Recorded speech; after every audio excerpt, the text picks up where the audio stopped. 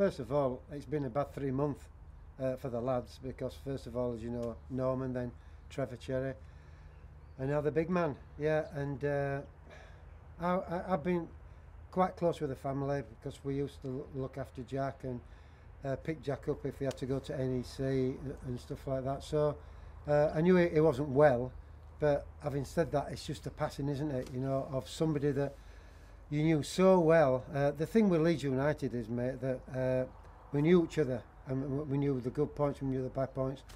And when I first went down to Ellen Road with Norman, Big Jack was there, and Big Jack looked after us. And as long as you did what Big Jack wanted you to do, which was right, it was great. It was unbelievable. And we played a different way to what they played today. We played on a swivel, so if it was over at Terry Cooper's side, then Norman supported Terry Cooper, Big Jack supported Norman, I supported everybody, and vice versa at my side. So it was a back four that we didn't play a flat back four. It was like that, so we knew exactly what to do.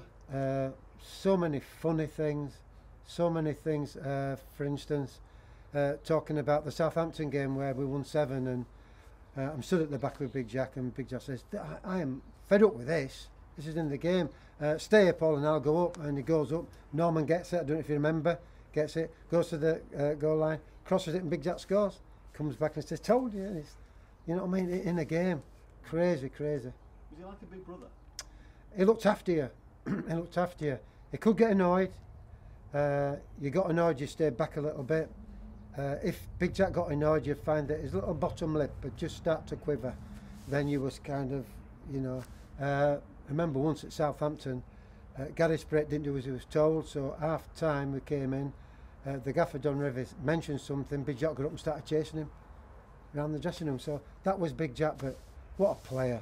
What a player! You know, people said that he hadn't got speed. He could get there. He could tackle. He could get stuck in. As you saw, he could head footballs. Great player and a great friend. This is it. We were all so close on that football pitch. It was incredible. Yeah, because a lot's been said about Jack the player, and you know about what he won, World Cups, League Championships, FA Cup. But what was he like as a man, as a friend? As a friend, he was unbelievable. But what I'm saying is, this is when he takes you under his wing, and how more can I express it? Used to go down with the England squad who were doing training. I didn't play many games, doing training. And again, I've got to mention Norman because he's always with us. And used to be Jack, Norman and myself went down on the train or went down in one of his cars or whatever. And Big Jack said to me one day, he said, "Do you know, mate, you're going to be an England player. Just keep on going what you're doing. You're an England player." And my England debut, I came on a sub, and Big Jack looked at me and he says, "England player, son." And we, you know what I mean? So it's a bit like that. And he just used to support you and encourage you. If you did anything wrong, he would kind of back you up and then tell you. It was a bit like that. So father figure, he was only 10 years older, but yeah, I was supposed so, yeah. He did as you told and we enjoyed it. Because my memory of him, obviously, is him as Jack Charlton as the manager, Republic of Ireland, and he always seemed to be joking, he always seemed to have a smile on his face. Was that what he was like a lot of the time as well? Was he a bit of a character? He always was. The only thing Big Jack didn't like was if we played five-a-side, we used to have a shirt and it had a wooden spoon on it. And he didn't like getting a wooden spoon. He didn't like, so he didn't smile then so much, you know. He used to, because we used to have a vote on it. But yeah, he was always smiling and laughing.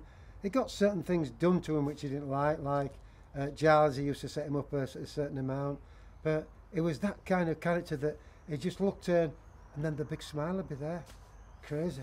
I suppose he's the sort of guy you want on your team rather than against you. Yes.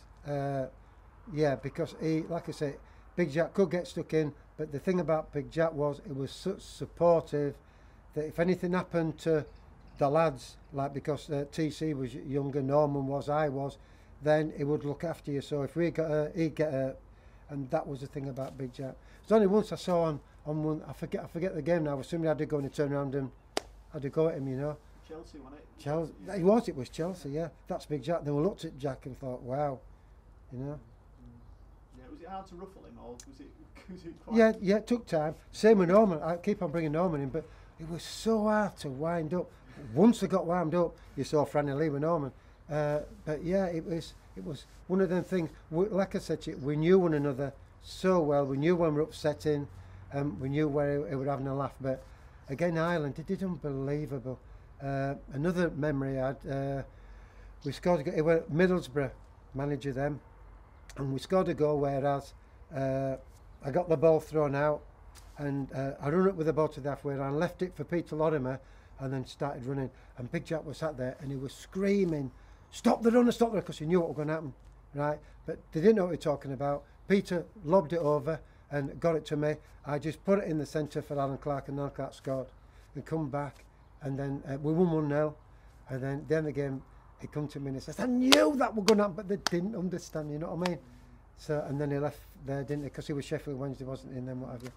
And Ireland, unbelievable. But that was the smile again, you know, and his fishing and his shooting, because he used to fish, he used to shoot, I think it was Weatherby, somewhere like that, you know. And he loved that bit because it was quiet and it was on his own. When you've got a quiet moment, you think about Big Jack now. What image have you got in your head of him? What do you see? Well, at this moment in time is organising, because as you know, we got the gaffer that passed away really early on. We got Paul Madeley, right? There's in my position now. Look after it, mate. There's that. Then we've got Trevor Cherry, left back. Then we've got the half back line. He is now in there sorting everything out up there. You know, because that's it. You know, what happens to us? Well, nobody knows, but we've lost so many. It's crazy. It's crazy. The best way, I suppose, now to one of these guys who sadly passed away in the last few months, the last years, I suppose, is for the current team to complete the job, isn't it, and win promotion, do you think? Do you know, I have a go at that because I still do certain things for Leeds and that, and I'll have a go at you now. We was up mid-season because of, and I know we're talking about 16 years or whatever it is, but the way the team play, how fit they are or whatever, and I've been saying it and saying it. And one or two lads have been going, "Oh, I just don't know." And I have been saying this, and now they're saying, "What, 3 games left? And if we do this and then we do that," and yeah, they'll be playing your Manchesters and your Arsenals and whatever next year, yeah. So don't worry about it. But it'd be great for these guys, wouldn't it? Absolutely. I'm great for the supporters because what a set. I mean, even, you know, when I was growing up and that, there was unbelievable, but they're a set that people say they're mad, and I can always remember and know myself again, and I know it's changed now, that for a Saturday game on a Friday, we used to go to the Leeds market, did Norman himself, and do shopping for the wives and that, and get us fruit and what have you, and the fans saw us there, and they left us alone, whatever, but a Saturday, bang, and off it went. So support was absolutely crazy. Brilliant supporters. After the game yesterday, I jumped on the press conference and I said to Pablo Hernandez, obviously the scorer of the winning goal, and I said, perfect way to honour Big Jack, and he said, let's hope he's watching and helping us for the next 3 games from the skies. Imagine he probably will be, won't they? Well, he will be watching, as the rest of the lads will, but he won't be helping because they don't need it, you know. They honestly don't need it. I know that certain things, you know, it was 5 last time. Luton came down here and it was 1-1. Gee whiz. Second half, we had so much of it.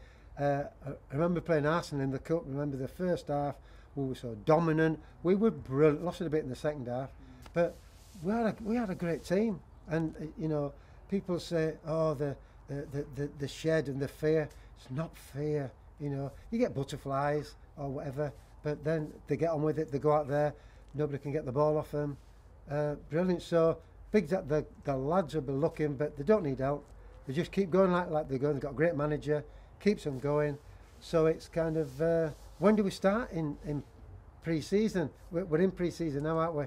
So when's our first game? Do you know? You should know. I don't know. It's not even been decided yet. Oh, I think it'll be Arsenal at Leeds. I think. Sounds like you're a fan now. Sounds like you're a fan? What do you mean now? Now, gee whiz, since what, 15 and a half? Well, you're a legend. Yeah, that is a loose word, but 15 and a half when you go down there, and it gripped us. And the guys, because we were young, remember, all right, they got Billy, and then they got Eddie, got Peter Lorimer down there, but then they went into Diggs. Can you imagine Diggs today, whatever? Then I lost Billy because he got homesick, right? And then we all grew up together, Right, then they got Gilesy. Cost us a fortune, Gilesy, didn't he? What was it, 35 grand or something like that from Manchester, because they thought he'd had it. Worth it. Oh, and then when I went down there were Bobby Collins, right? So under Bobby's shell, under Big Jack's shell, then Gilesy came, Billy, whatever. Unbelievable time, but the closeness, I keep saying this every time we talk, was immense. It was brilliant.